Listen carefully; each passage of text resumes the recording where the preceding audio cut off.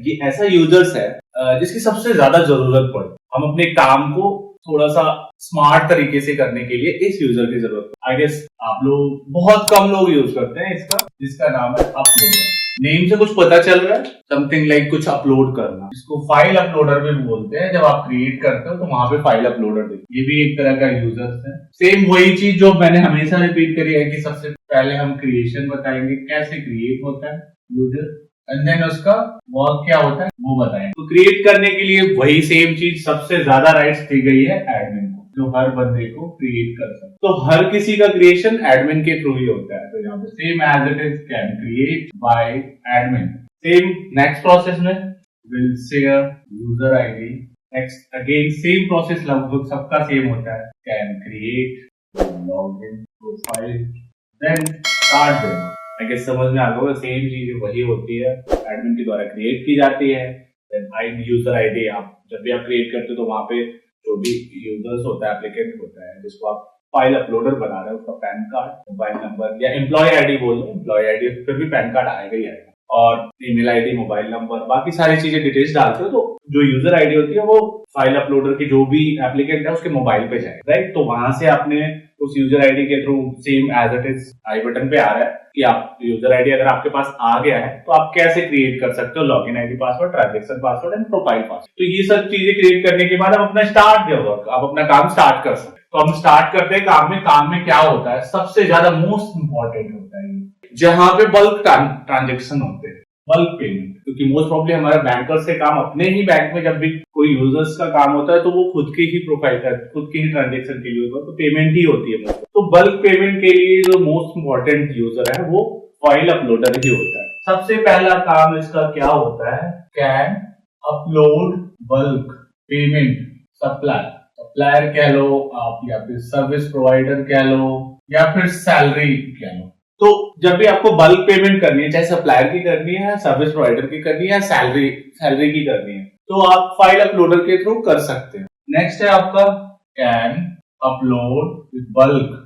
क्या होता है, ये टीडीएस की पेमेंट होती है। जैसे आपका टीडीएस, आप टीडीएस काट रहे हो 194J, 194I, जी आपके प्रोफेशनल के लिए होता है, प्रोफेशनल के लिए, आई होता है रेंट के लिए, सॉरी इंटरेस्ट के लिए, ऐसे और भी होते हैं। तो मान लो सपोज करो आपने सब में 194C कॉन्ट्रैक्टर, इसकी आपने 2000 इसकी पेमेंट करनी है, 1000 इसकी पेमेंट करनी है, 200 इसकी करनी है। तो आप क्या करते हो, आप अलग अलग पेमेंट करना चाहते हो अगर, तो आप इसके थ्रू, फाइल अपलोडर के थ्रू एक एक करके अलग अलग पेमेंट कर सकते हो। क्योंकि टीडीएस में भी बहुत सारे कंसिक्वेंस होते हैं। अगर एक साथ पेमेंट कर नहीं सकते आप इसकी 194J, I and C, जितने भी आपके ट्रांजेक्शन्स हैं, मतलब ये ट्रांजेक्शन बोलते हैं। अब 194J में आपने प्रोफेशनल को 2-3 लोगों को पेमेंट करी है, तो आप एक साथ पेमेंट कर सकते हैं। बट अलग अलग जो हेड है उसको एक साथ मर्ज करके पेमेंट नहीं कर सकते, क्योंकि टीडीएस के रिटर्न में एडजस्टमेंट डालनी पड़ती है। और हाँ, एक बात और, अगर आपको टीडीएस में कुछ प्रॉब्लम आ रही है तो प्लीज कमेंट जरूर करें, और आई बटन में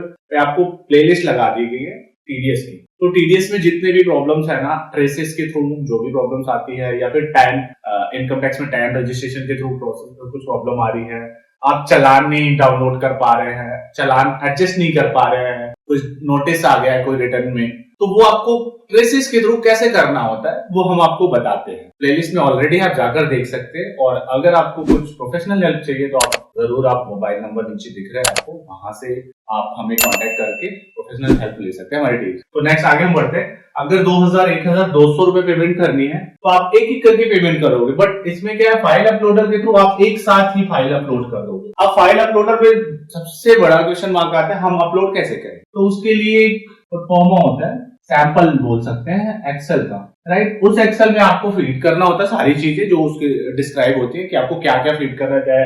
अगर हम बात करें सैलरी पेमेंट की, तो उसमें क्या क्या फीड करना है आपको, वो फीड करने के बाद, बट इससे पहले क्या करना है आपको, इसको तो ऐड करने की जरूरत नहीं है बेनिफिशियरी में, इनको ऐड करने की जरूरत है। जो सप्लायर को आप पेमेंट कर रहे हैं, सर्विस प्रोवाइडर को पेमेंट कर रहे हैं, सैलरी को, इन सब का बेनिफिशियरी ऐड करना कंपल्सरी है। अब फिर क्वेश्चन मार्क सेम आता है, क्या हम फाइल अपलोडर से बेनिफिशियरी ऐड कर सकते हैं। यहां मैं लिख देता हूं, can add beneficiary by uploader. Next, can add utility bills by. आप पेमेंट भी कर सकते हैं, यहाँ लिख देता हूँ मैं यूटिलिटी, सेम वही है, यूटिलिटी बिल आप बोल लो या फिर सर्विस प्रोवाइडर बोल लो। तो ये सारी चीजें हम कर सकते हैं इसके थ्रू, राइट। बट जब तक आप बेनिफिशियरी ऐड नहीं करोगे तब तक आप पेमेंट नहीं कर सकते, इसलिए पहले बेनिफिशियरी ऐड करना है, देन आपको बल्क अपलोड करना है। ऐसे ही सेम टीडीएस की भी पेमेंट के लिए आपको बेनिफिशियरी ऐड करने की जरूरत नहीं है इसमें, हाँ, बट ये एक एक करके आपको एक्सेल में प्रॉपर बनाने की जरूरत है। उसको करने के बाद आप ये सारी चीजें करने के बाद ऑथराइज कौन करता है? ऑथराइजर करता है।